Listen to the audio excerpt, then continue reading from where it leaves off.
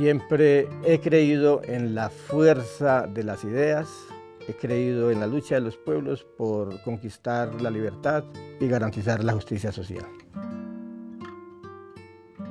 Mi nombre es Omar de Jesús Restrepo Correa, soy senador de la República en virtud de los acuerdos de paz por el Partido Comunes. Yo nací en un municipio que se llama Puerto Berrío, Antioquia, es un municipio que está a la orilla del río Magdalena.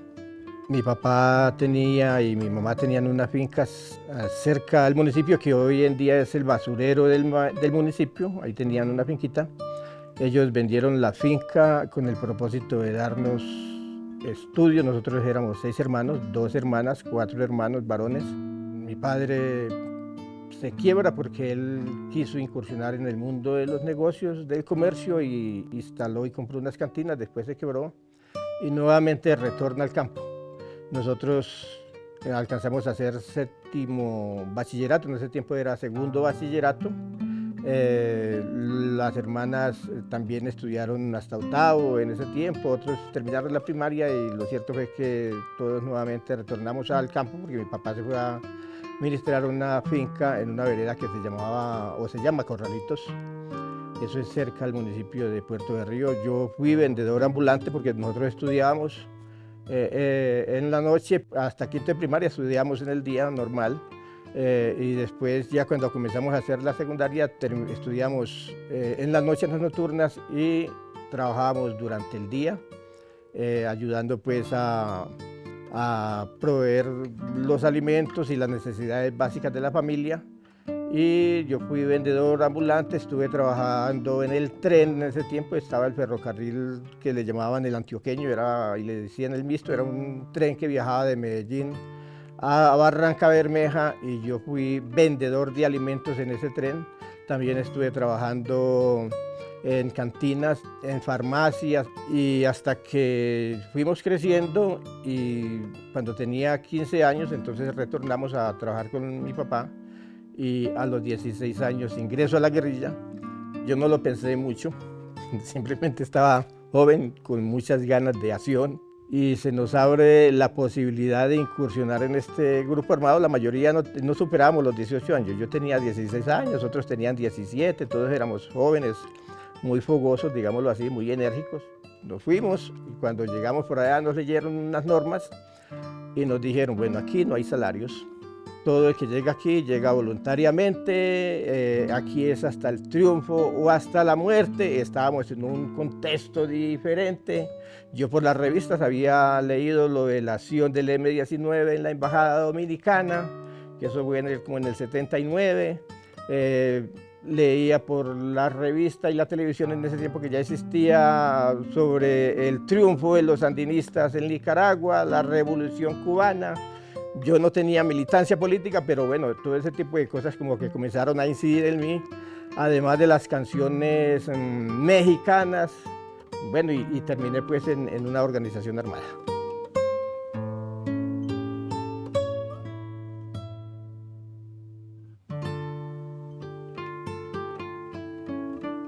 Nosotros cuando iniciamos la primera marcha, yo le digo, estábamos cerca a la cabecera municipal de Puerto Berrío. Nosotros estábamos más o menos aquí, nosotros estamos trabajando por allá 15, 20 minutos. Irse de ahí hasta el sur de Bolívar, un río que se llamaba Atamar, o se llama Atamar, así se llama, y la desembocadura de ese río que se juntan, que se llamaba La Tigra. Eso nos implicaba unas 10 jornadas, 10 días de marcha, se le llamaba pues en el lenguaje guerrillero, 10 días de marcha. Las primeras marchas las hacíamos en horas nocturnas. Yo me acuerdo que la primera marcha nosotros nos fuimos de esa vereda de Corralitos y fuimos a dormir a una vereda y a un río que se llamaba el Alicante. Nosotros pasamos ese río, ahí habían unos campesinos que eran amigos y tenían también familiares en la guerrilla, y llegamos a dormir no en la casa, sino cerca a la casa, en un rastrojo donde siempre llegaban porque era un corredor, y ahí llegamos como a las 3 de la mañana. Yo llegué muy cansado. Afortunadamente uno joven al rato ya está recuperado nuevamente, con nuevas energías, y dormimos como 3, 4 horas. A las 7 de la mañana ya estábamos nuevamente en camino. Ahí atravesamos y llegamos a un río por unas selvas, ya comenzamos a coger la selva y llegamos a un río que se llama San Bartolo. Ahí habían otros amigos de la guerrilla que también tenían familiares en la guerrilla y llegamos ahí. Ahí sí dormimos en una troja que ellos tenían con las hamacas. Al próximo día, que era otra marcha, llegamos como a las 5 de la tarde, que era por selva, y a mí todavía no me habían enseñado a colgar las hamacas. Entonces nos tocó guindar y resulta de que las hamacas tienen una forma de unas argollas y tienen una forma de que usted tiene que poner el nylon, digámoslo así, el poliéster que se le llamaba, ese es el nombre que nosotros con la que se conocía. Y entonces yo dejé ese nylon y pasó por encima de la argolla. ¿Qué quiso decir eso? Que toda el agua que bajaba por el árbol, cuando estaba lloviendo, se me pasó por el nylon y cuando yo desperté como a las 10 de la noche estaba mojado, porque nosotros no sabíamos guindar. Al otro día nos dieron instrucciones. Nos dijeron, vea, estas argollas son para que aíslen el agua llega hasta aquí, no van a permitir que alguna cuerda pase a la hamaca porque por ahí se les pasa el agua y ustedes se mojan.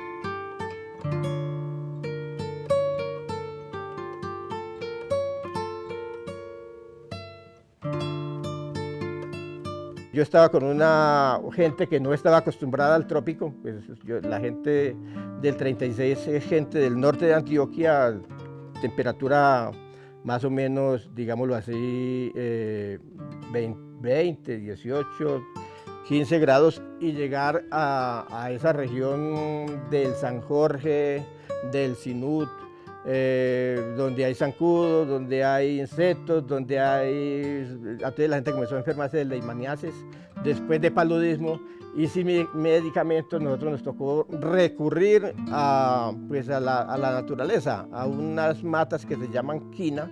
Y entonces, ¿qué hacíamos nosotros? Teníamos por ahí la mitad de la gente enferma. Nosotros éramos la compañía de 60. Y más de 30 compañeros y compañeras estaban con paludismo. El paludismo, cuando es ese falciparum, le quita el apetito a la gente, es un dolor de cabeza fuerte y es una temperatura, una fiebre muy alta y los tira a la cama. Nosotros teníamos por ahí 30 en la cama y en medio de un operativo nos tocaba mover a esa gente en la hamaca. Logramos superar esa situación porque con unos indígenas por el lado de Tierra Alta logramos conseguir unos antipalúdicos y entonces repartíamos lo que es un tratamiento para 3 o 4, es decir, para cortarle la fiebre. Y nos tocó seguir tratando a la gente con la quina. Eso, habían varios árboles que eso ya los teníamos pegados por todas partes. Y entonces todos los días los compañeros eran cocinando esas matas, esas bebidas, y con eso medio los sosteníamos, pero no les matábamos el parásito, la enfermedad.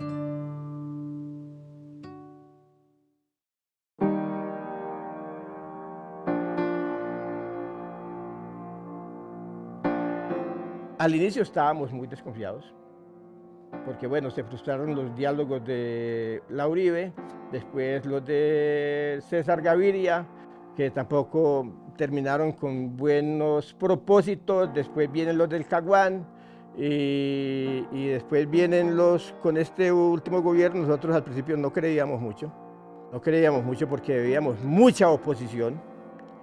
Después comenzamos a mirar que el proceso comenzó a ser acompañado de muchos sectores, inclusive porque ya comienzan los militares a ser parte de las conversaciones que en los anteriores no habían querido.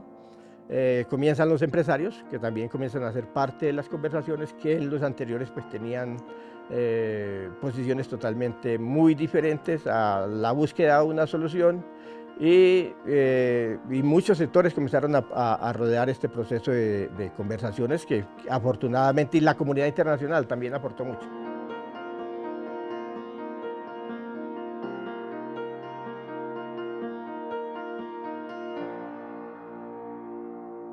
El secretariado comenzó a pasar la mayor parte de los mandos medios por La Habana. Ustedes se dieron de cuenta que eso cada 6 meses había cambio de gente y entonces iban unos y regresaban otros. Llegamos a estos territorios a hacer pedagogía de paz con los compañeros y con las comunidades para aclarar más o menos el alcance de las conversaciones y la posibilidad de la solución política y los resultados de esa negociación política.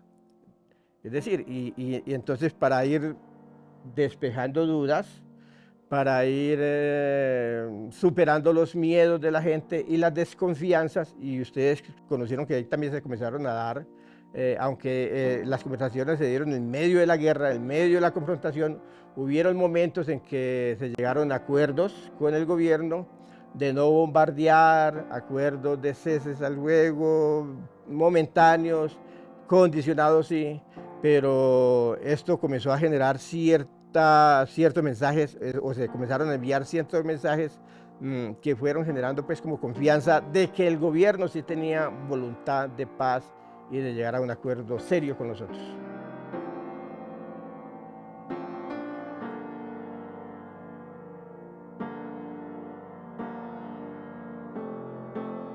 Siempre habíamos buscado la posibilidad de llegar a una solución política, es decir, la FARC siempre estuvo casi durante 30 años intentando esa solución.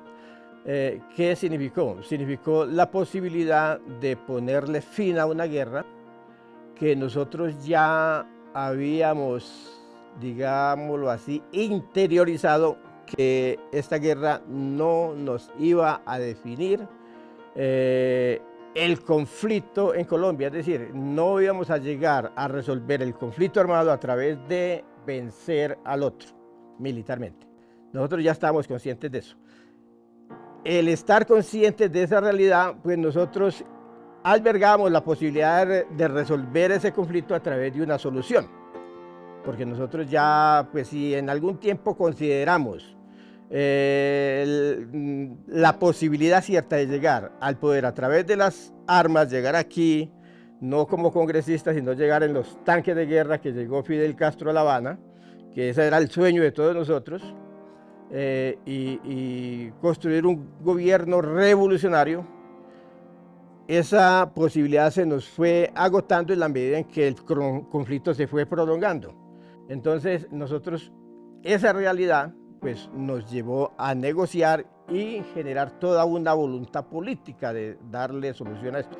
Cuando nosotros logramos eso, pues nosotros muy contentos, cuando los acuerdos en Cartagena, cuando la firma de los acuerdos en Cartagena, muy contentos todos, celebrando. Nos pusimos muy tristes cuando perdimos el plebiscito.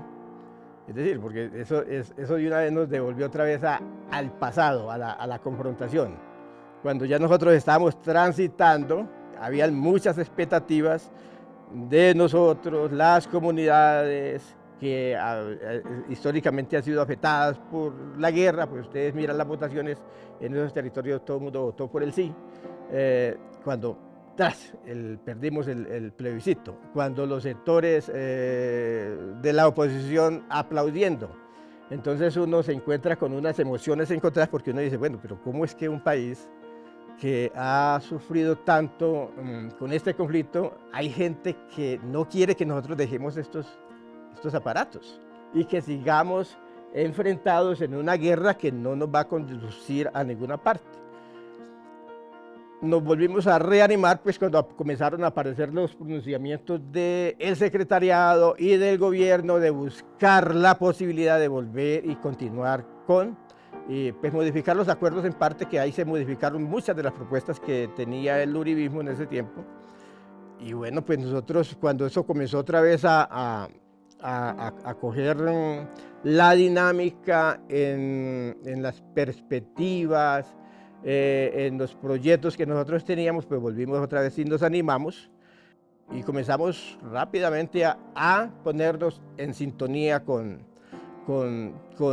la necesidad de convertirnos en un partido político después de dejar las armas. Es decir, nosotros volvimos otra vez con mucha moral, con mucho entusiasmo, a seguirle apostando pues al proceso de paz. Eso fue sí muy reconfortante para nosotros, muy entusiasmador, pues salimos y conformamos nuestro partido después de dejar la gran totalidad de las armas, que eso se cumplió. Es decir, es el primer proceso de paz en el mundo que deja, donde una organización guerrillera deja las armas en menos de 6 meses.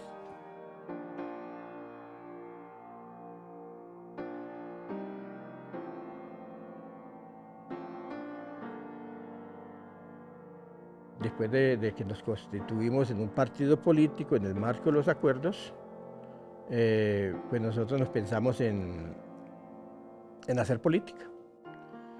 Los primeros días fue muy difícil. Los primeros días, los primeros años, todavía tenemos dificultades, pero ya menos. Fue muy difícil por la estigmatización. Entonces nosotros nos dábamos cuenta que por donde quiera que nosotros nos movíamos o hacíamos presencia, pues existía todo ese ataque hacia quienes estábamos como actores en la vida política ya desde la legalidad. Nosotros constituimos el partido decide asumir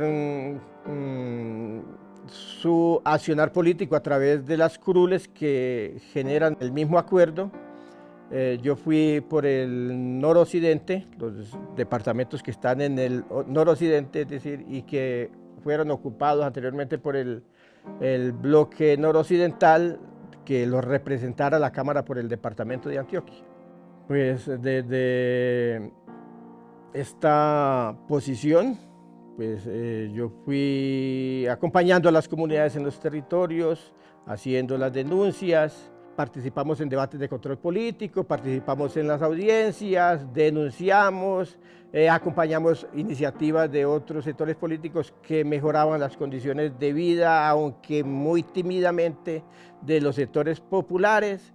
Y acompañamos a las comunidades dándoles fuerza, ayudándoles a fortalecer sus procesos y también pues a nuestra militancia del partido. Entonces el partido vuelve otra vez y me dice, no, pues entonces usted queremos de que sea Omar el que nos siga representando, ya no en la Cámara, porque para la Cámara vamos a proponer a Pedro Baracutao, sino que nos represente en el Senado por la región del noroccidente del país. Entonces nuevamente el partido me propone desde el territorio y en una asamblea,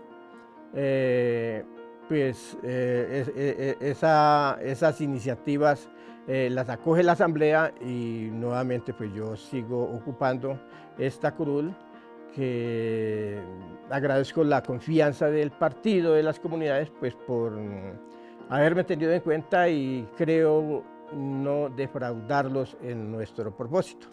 En iniciativas legislativas, pues yo he apoyado algunas y además he sido ponente de algunas. Yo fui ponente de un proyecto de ley que le da herramientas a las juntas de acción comunal, les permite a las juntas tener la posibilidad de realizar algunos contratos, fortalece su capacidad organizativa, le genera capacidades de interlocución con las instituciones. Fui ponente de ley también de un proyecto que buscó, porque ya es una ley, mejorar las condiciones y abrir y generar algunos mecanismos para atender a las víctimas de los ácidos, que su rostro era destruido.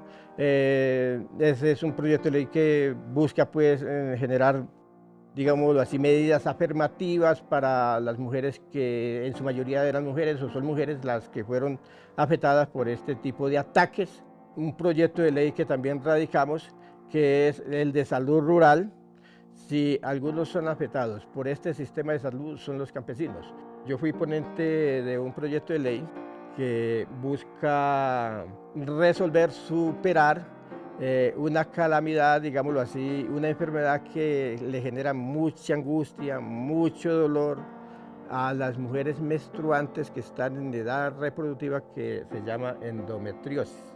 Entonces este proyecto busca generar unas políticas públicas, primero para que se reconozca como una enfermedad crónica, segundo para que desde el Estado pues se atiendan a estas mujeres, a las mujeres, se le dé una atención rápida, oportuna, no deje progresar esa enfermedad que hasta el momento no tiene cura, se genere un registro y se direccionen recursos para resolver esta dolencia, digámoslo así, de las mujeres, que son más de 3 millones de colombianas que están padeciendo esta problemática, y al mismo tiempo generar una especie de protección para ellas, para que no las despidan cuando se les diagnostique esta enfermedad, porque y al mismo tiempo pues que se les generen, se les garanticen incapacidades.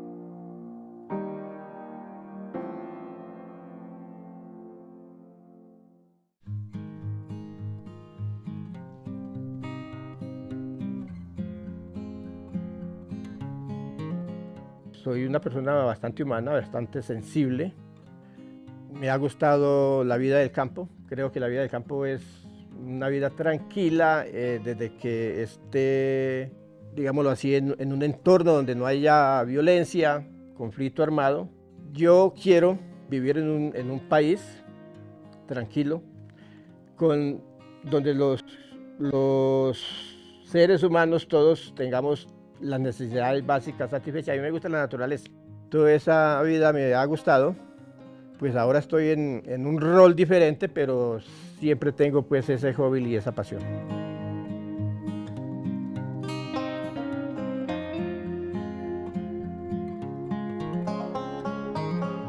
El futuro mío es estar en la vida política, participando en la actividad política con las comunidades, con las organizaciones sociales, con los demás actores políticos, es construyendo, es generando ideas, generando iniciativas, es movilizándonos por mejorar las condiciones de vida, por construir el tejido social, por avanzar hacia una sociedad más democrática, más incluyente y por avanzar hacia un desarrollo con un enfoque humano que esté en armonía con la naturaleza. Yo considero que el desarrollo no es solamente tener mucha productividad, que desconozca a los seres humanos, sino que el desarrollo tiene que estar, digámoslo así, enfocado a mejorar las condiciones de salud, de educación, de vivienda, empleo digno y un desarrollo en armonía con la naturaleza, que es parte de la vida, ¿no?